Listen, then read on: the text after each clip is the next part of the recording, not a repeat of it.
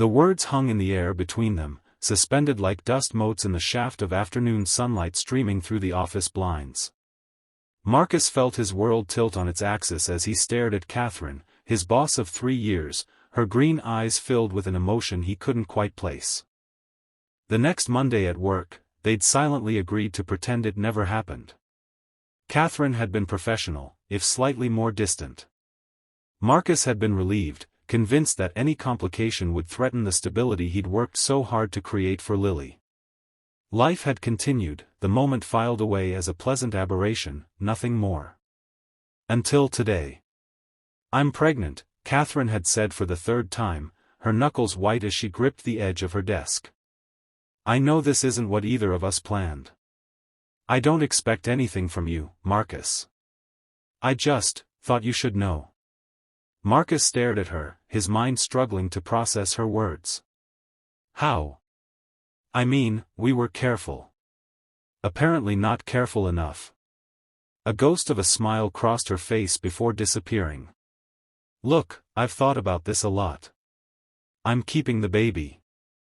At my age, with my career, it wasn't an easy decision, but it's the right one for me." "Of course," Marcus said automatically, though nothing about this situation felt like, of course.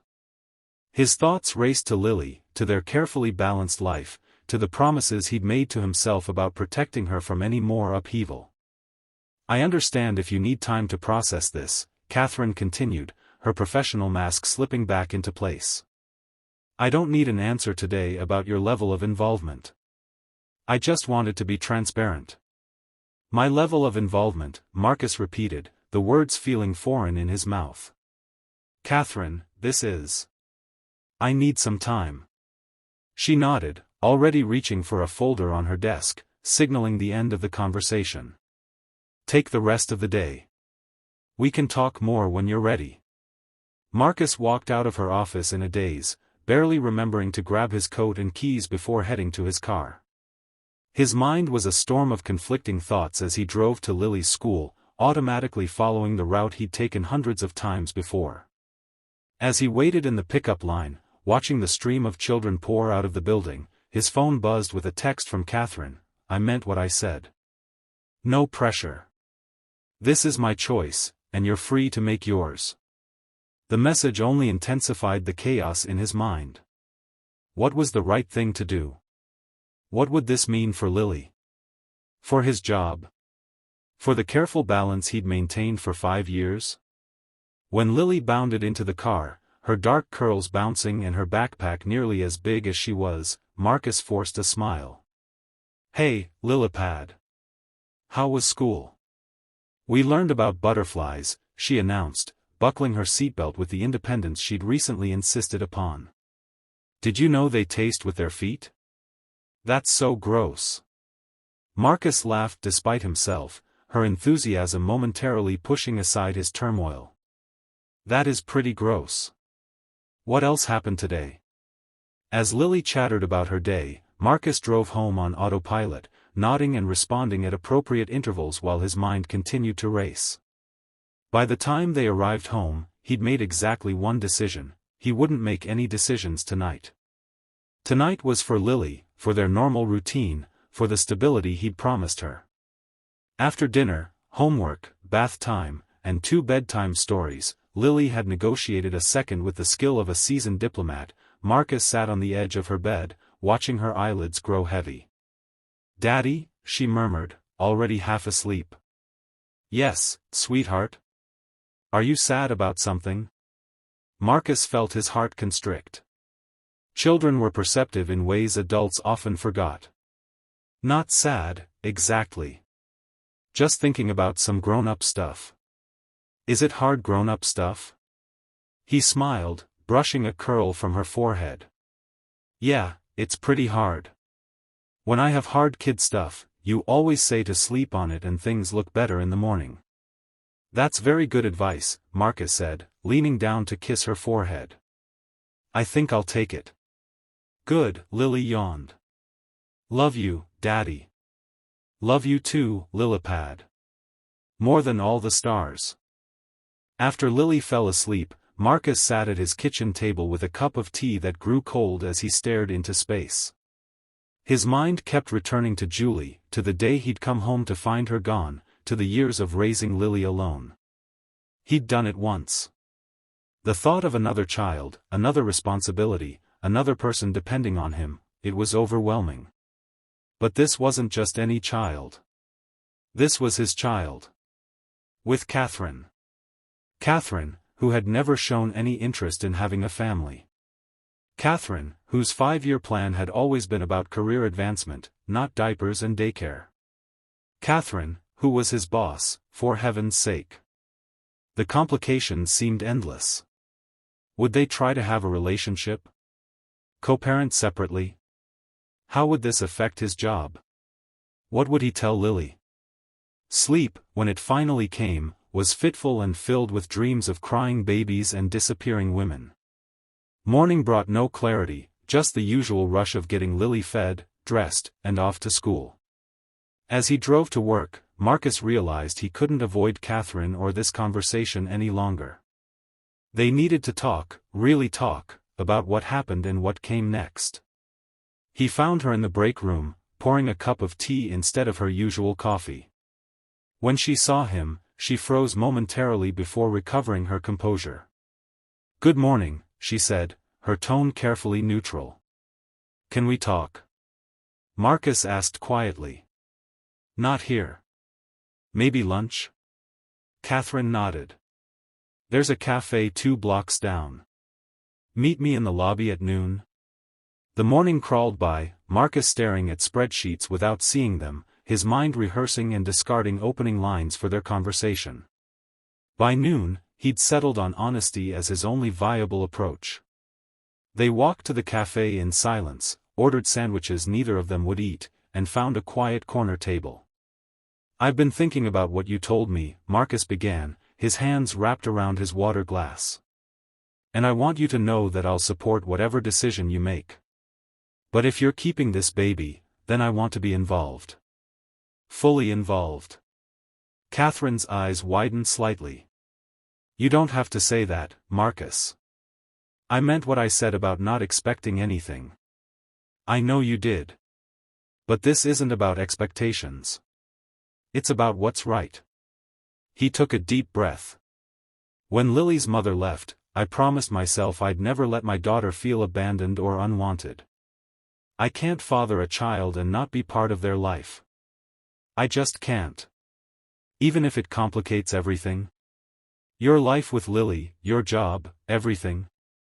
"Life is complicated," Marcus said with a small smile. "I've learned that much. The question is whether the complications are worth it." Katherine was quiet for a long moment, stirring her untouched soup. "And are they? Worth it?" "I think so," Marcus said, surprising himself with his certainty. "I don't know how we make this work, Katherine. I don't know what it means for us, professionally or otherwise. But I know I want to try. I've been so focused on how this affects my life, my career," Katherine admitted. "I barely considered what it would mean for you and Lily. Lily is resilient. More than I give her credit for sometimes." Marcus hesitated. "But she's also protective of our little unit.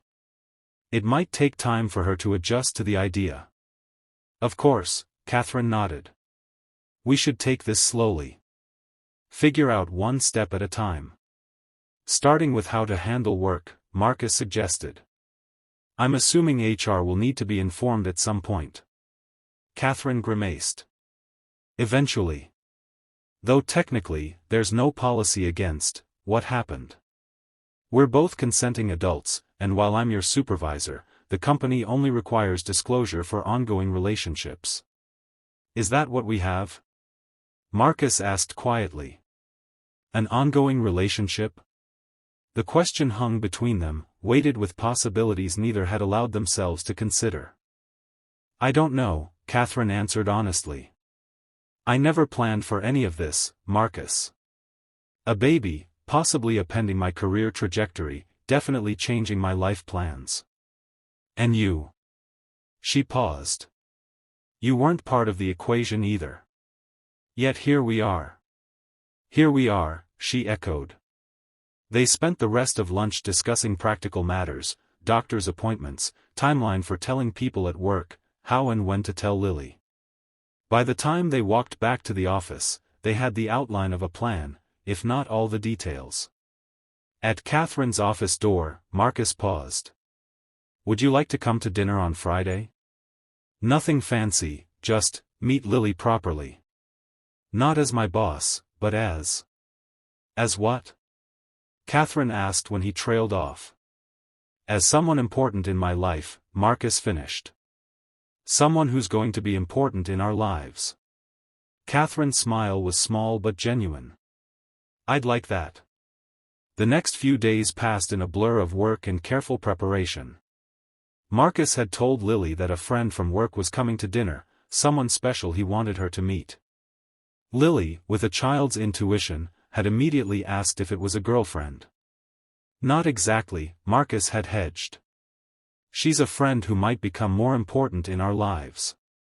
I want you two to get to know each other. Lily had accepted this with surprising equanimity, though she'd insisted on wearing her favorite dress for the occasion and had spent Thursday evening solemnly instructing Marcus on which foods were acceptable to serve to important guests. Pizza was deemed appropriate, but only if it wasn't too spicy or weird. Friday evening arrived with a nervous energy that had Marcus checking and rechecking their small apartment, though Katherine had been there once before under very different circumstances. Lily sat primly on the couch, her dress carefully arranged, a book of butterfly facts open on her lap, ammunition for conversation, she'd explained seriously. When the doorbell rang, Marcus took a deep breath. Ready, Lilipad? Lily nodded, closing her book but keeping her finger between the pages to mark her place. Katherine stood at the door holding a small gift bag and looking as nervous as Marcus felt. She'd traded her usual work attire for jeans and a soft blue sweater that made her look younger, more approachable. Hi, she said, her eyes moving from Marcus to Lily, who had appeared beside him. You must be Lily. I've heard so much about you. Lily studied Katherine with the frank curiosity of childhood. Are you Daddy's boss? Katherine smiled. At work, yes. But tonight I'm just Katherine. I'm Lily Jenkins.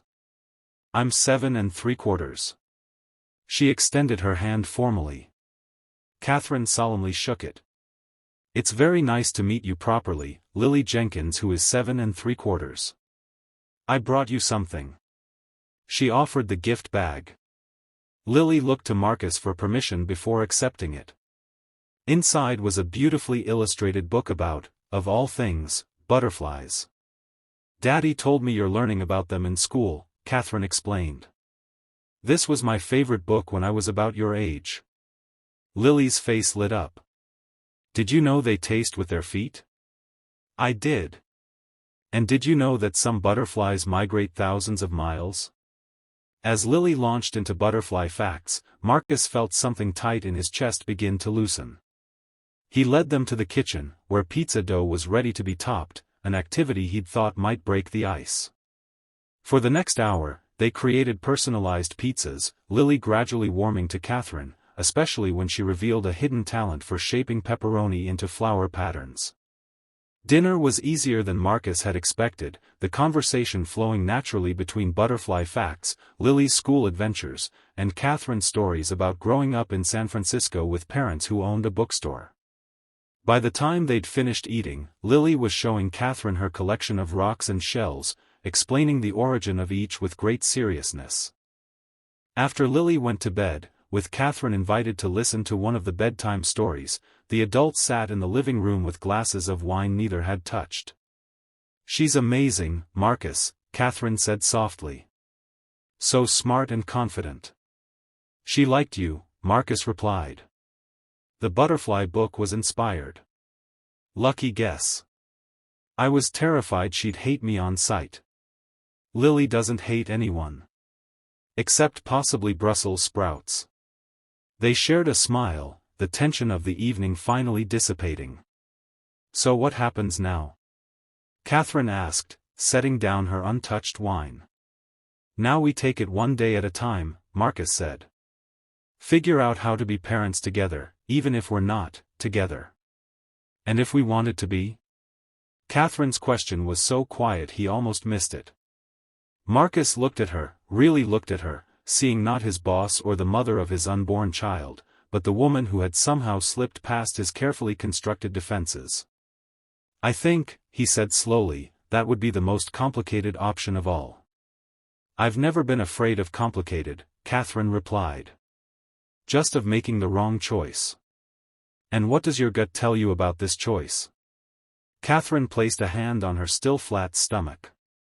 That some complications are worth it. The weeks that followed were a delicate dance of disclosure and adjustment. They told HR, who were surprisingly supportive once the initial shock wore off. They began attending doctor's appointments together, each ultrasound making their shared future more real. They started spending time together outside of work, dinners, movies, quiet evenings talking about everything and nothing. Telling Lily had been the hardest part. Marcus had prepared carefully, consulting with a child psychologist friend about the best approach. In the end, he'd kept it simple, explaining that Katherine had a baby growing in her tummy, and that baby was his too, which meant Lily would be a big sister. Lily had stared at him, her dark eyes wide and serious, processing this information with the careful deliberation she applied to all new concepts. Is Katherine going to live with us? She'd finally asked. No, sweetheart. At least not right now. Katherine will have her own home with the baby, and you and I will have our home. But you'll get to spend time with your little brother or sister. Like Mia at school? She has 2 houses because her mom and dad don't love each other anymore. Marcus had winced at the comparison. Sort of, but different too. Katherine and I care about each other very much. We're just figuring out what that means. Lily had considered this, her small brow furrowed in concentration. Do you love her like you loved my mom? The question had caught Marcus off guard. Lily rarely asked about Julie. No, not like that. But I do care about her, and I care about the baby. Will you stop loving me when the new baby comes? The question was asked in a small voice that broke Marcus's heart. Never, he'd said fiercely, pulling her into his arms. Never ever. My heart just grows bigger to love you both. That's how parent hearts work. Lily had accepted this with the faith children place in their parents' explanations of the world. In the days that followed, she'd peppered him with questions about babies, where they came from, a simplified version, how big they were now, like a lime, when they'd arrive, summer, and most importantly, whether they could play with her butterfly collection, not until they were much older. As Katherine's pregnancy progressed, their relationship evolved in unexpected ways. What had begun as a mutual commitment to co-parenting gradually deepened into something more. They discovered shared interests beyond work, a love of obscure documentaries, the same taste in books, a mutual addiction to spicy food that Katherine had to temporarily abandon due to heartburn. More importantly, they found in each other a shared approach to life's challenges, pragmatic but optimistic, willing to work through problems rather than avoid them. The very qualities that had made them effective colleagues now served them well in navigating their complicated personal situation. By the time Katherine was 5 months pregnant, they were cautiously calling what they had a relationship. They still maintained separate homes, both agreeing that rushing into cohabitation would be unfair to Lily and unwise for their still evolving connection. But Marcus spent several nights a week at Katherine's apartment, and she was a regular presence at the Jenkins household, helping with homework and joining their weekend adventures. At work, they maintained professional boundaries, though the office grapevine had long since spread the news of their situation. To their surprise, most colleagues were supportive, even protective, especially as Katherine's pregnancy became visible. People love a good redemption story, their colleague Diane had explained over lunch one day. Single dad finds unexpected love with career-focused boss who never wanted kids. It's like a Hallmark movie come to life. Katherine had rolled her eyes, but Marcus had caught her secret smile. There was something appealing about the narrative, even if it oversimplified the complex reality of their situation. That reality included moments of doubt and fear that neither shared with their well-wishers. Late-night conversations about parenting philosophies, arguments about work-life balance, tearful admissions of inadequacy, Katherine terrified she lacked maternal instincts, Marcus afraid he wouldn't have enough love or time for another child. "What if I'm terrible at this?" Katherine had whispered one night, her hand resting on her growing belly. "What if I'm like my mother, always distracted, always working, never really present?"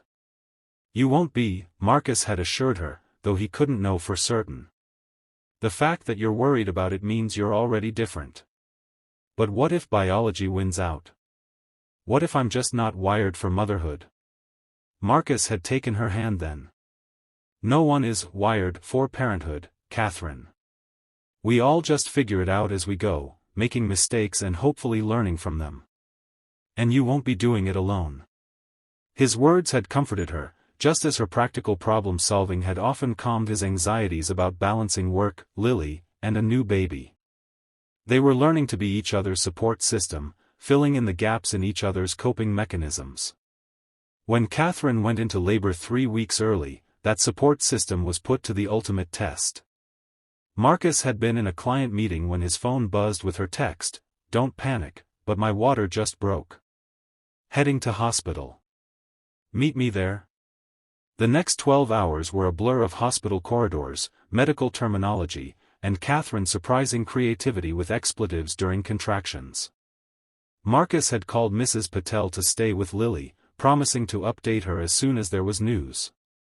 In the delivery room, holding Katherine's hand as she pushed their child into the world, Marcus felt a sense of awe he hadn't expected. When the doctor placed their son on Katherine's chest, both parents in tears, he knew with absolute certainty that all the complications had indeed been worth it. "He's perfect," Katherine whispered, counting tiny fingers and toes. "Look what we did, Marcus." "You did the hard part," Marcus said, kissing her forehead, damp with exertion. "We're really doing this, aren't we?" Katherine looked up at him, vulnerability and joy mingled in her expression. "Co-parenting, relationship, all of it." "We really are," Marcus confirmed. "Scared?" "Terrified," she admitted. "But in a good way." When Lily met her brother the next day, her initial shyness quickly gave way to proprietary pride. "His name is James," she informed the nurses solemnly. "I helped pick it. It means supplanter, but we're not using it for that. We just like how it sounds." The nurses had hidden their smiles as Lily continued her introduction. "I'm his big sister. That means I have to protect him and teach him things. But not for a while because he's too little to learn butterfly facts yet." Watching his daughter lean carefully over the newborn, Marcus felt his heart expand in exactly the way he'd promised her it would. Beside him, Katherine reached for his hand, her eyes never leaving the children, their children. The months that followed were a chaotic blend of sleepless nights, pediatrician appointments, work adjustments, and the gradual merging of two households. They decided, after much discussion, to find a new place together, neutral territory where they could build their blended family without the ghosts of past lives. The transition wasn't seamless. Lily had moments of jealousy and regression, Katherine struggled with balancing her career ambitions and new motherhood, and Marcus sometimes felt pulled in too many directions at once.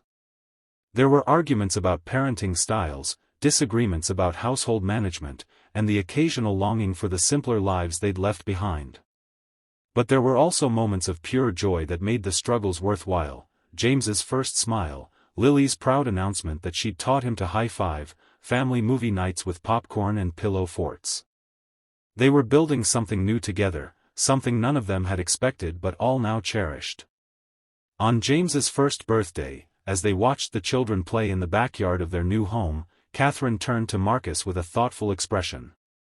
"Do you ever think about how different our lives would be if I hadn't gotten pregnant? If we just kept pretending that Christmas party never happened?" Marcus considered the question. "Sometimes.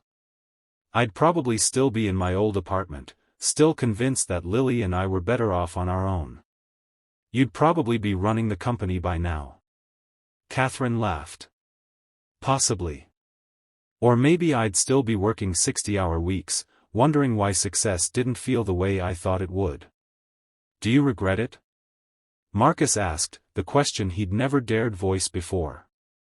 The detour your life took? Katherine watched as Lily helped James toddle across the grass, her small hand steady under his arms, her voice encouraging with each wobbly step.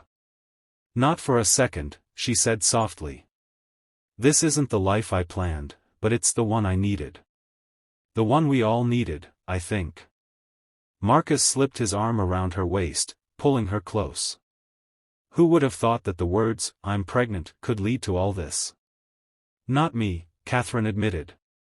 I was terrified to tell you. I thought it would end everything, our working relationship, our friendship, whatever was between us. Instead, it was just the beginning, Marcus said, kissing her temple. As they watched their children play in the golden afternoon light, Marcus reflected on the strange, winding path that had led them here.